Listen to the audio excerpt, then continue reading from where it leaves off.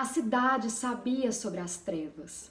A cidade não se importa com a obra do diabo mais do que importa com a obra de Deus ou do homem.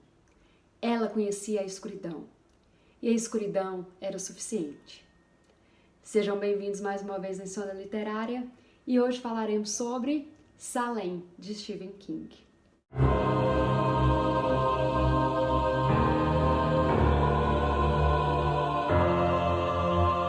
Havia um momento que Stephen King tinha 2 romances prontos, Blaze e Second Coming. Blaze era sobre um homem gigantesco, com QI baixíssimo, que resolveu sequestrar um bebê de uma família rica. E Second Coming era sobre uma cidade do Maine, isolada, pacata, que estavam sendo invadida por monstros. Mas nesse caso aqui, os monstros seriam vampiros. E Stephen King conta que um dia ele estava com Bill Thompson numa esquina de Nova York e os dois estavam decidindo qual livro publicar. Bill Thompson, ele escolheu Second Coming e Stephen King acreditou que sim, era a escolha correta e concordou totalmente. E na hora surgiu aquela preocupação. Ixi, a gente vai publicar Second Coming. É outro livro que é claramente de terror e você vai ficar taxado como um mestre do terror. E vai ser difícil tirar esse estigma. Porém, Stephen King, sabendo de toda essa repercussão, todo esse peso que ele vai carregar nas suas costas para sempre, na época eu não sabia que era para sempre, né? Mas eu acredito que ele já imaginava. Ele, em uma entrevista em New York Times, disse: "Não quero que haja um momento em que acho que Stephen King deveria ser exclusivamente um escritor de terror. A tentação é grande, no entanto. Você diz a si mesmo, se eu não produzir histórias de terror, eu não serei mais o número 1. É muito gratificante ser o número 1. Só sei que Stephen King acertou mais uma vez, publicando Second Coming, que na realidade viraria Salem. E foi a melhor escolha por quê? Porque é uma releitura imaginativa do mito do vampiro em uma pequena cidade do Maine, onde o vampiro do velho mundo, ele poderia tirar sangue novo sem levantar suspeitas até que fosse tarde demais. Então, um bom número de habitantes da cidade já estaria infectado, tornando-se vampiros e procurando novas vítimas para se alimentar. E o ciclo vicioso só vai continuando. Na época que publicou Salem, os fãs de King ficaram surpresos por agora ter um livro bem mais maduro que o primeiro. Porém, eles não teriam essa surpresa, isso aí não seria uma novidade, se eles soubessem de sua história.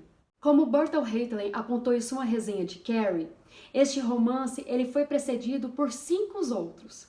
Excluindo o juvenil The Aftermath, os romances inéditos de King incluíam Sword in the Darkness, que nunca foi e nem será publicado, e outros 4 romances que eventualmente foram publicados com o nome de Richard Bachman. O Get It On, que foi publicado como Fúria em 1977, A Longa Marcha, em 1979, O Concorrente, em 1982 e Blaze, em 2007. Publicado, né? Publicado em 2007, mas ele foi feito antes.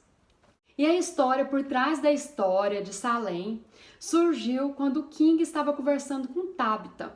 Estava ele, Tabitha e Chris Chisley. Eles discutiam na mesa da cozinha em seu trailer em Hermon, Maine, e ele explicou: há tantas cidades pequenas no Maine, cidades que permanecem tão isoladas que tudo pode acontecer lá. As pessoas podiam sumir, podiam desaparecer e até voltar como mortos-vivos, e um monte de gente não ia saber de nada. E essa simples conversa acabou ficando na mente do Stephen King. Ele começou a revirar essa ideia mais e mais e se transformou num possível romance. Quem é fã do Stephen King nota que King seguiu a mesma linha de Bram Stoker. Ele manteve o vampiro fora do palco. Inclusive, ele fala em Dança Macabra que ele cria seu terrível e imortal monstro da mesma forma que uma criança pode criar a sombra de um coelho gigante na parede, simplesmente balançando as mãos. E para quem é fã de vampiros, sabe que vampiros é um ícone pop. Ele inspirou diversos autores, entre eles Anne Rice em suas crônicas vampirescas, que eu indico, que é perfeito, e também George R. R. Martin em sua obra Sonho Febril. Na edição do Colecionador de Salem, que foi publicada em 1991, Clive Barker fala em sua introdução: a história de Salem Slot e sua batalha para sobreviver ao mal que vem se aninhar em seu meio é que me parece um dos melhores exemplos do extraordinário talento de contar histórias do Sr. King. E provavelmente permanecerá popular e persuasivo por muitos anos. Se o vampiro é ou não atraído para Jerusalém Slot, ou se a cidade atraiu o vampiro, é irrelevante. O fato é que o vampiro clássico veio para a cidade pequena do Maine para se alimentar, embora a cidade já esteja doente por dentro.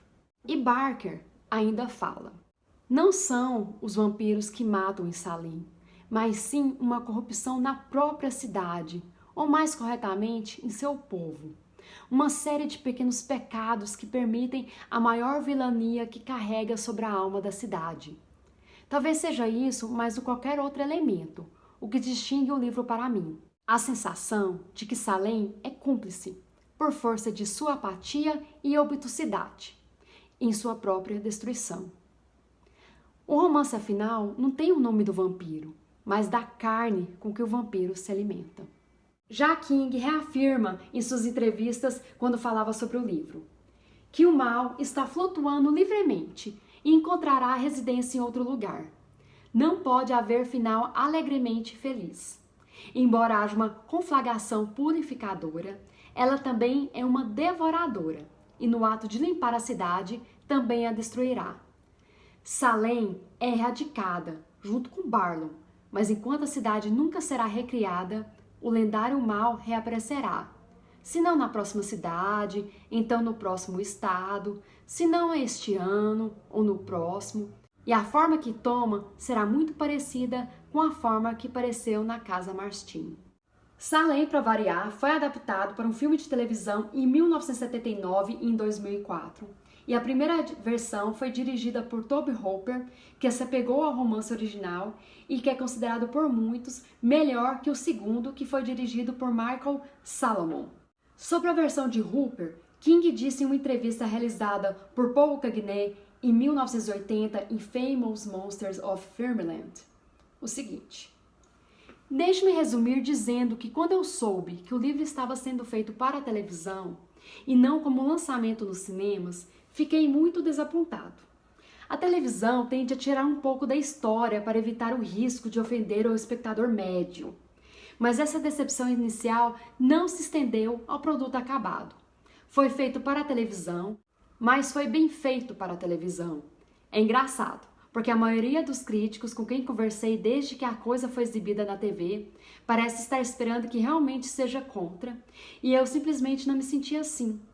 Claro, provavelmente teria sido melhor se não fosse feito para a televisão, mas certamente eu não vou sair por aí gritando: eles destruíram a porra do meu livro. Tenho muito respeito por Richard Kubrick, Tobe Hooper e a equipe de produção de Salem, porque eles fizeram o que é definitivamente um dos melhores filmes de terror já feitos para a televisão. Assim como Carrie, Salem também foi vendido para a New American Library por uma bagatela de $500 mil, onde King recebeu novamente metade dos lucros.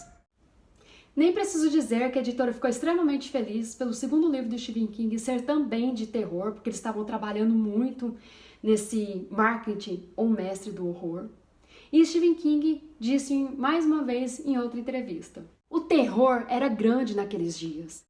E eu não mostrei sinais, com meu segundo livro, de trocar minha peruca assustadora e maquiagem de Lon Chaney por um cachimbo e jaqueta de tweed e escrever algo profundo e significativo. Eu agradeço a todos que me acompanharam até aqui, um grande abraço e até mais!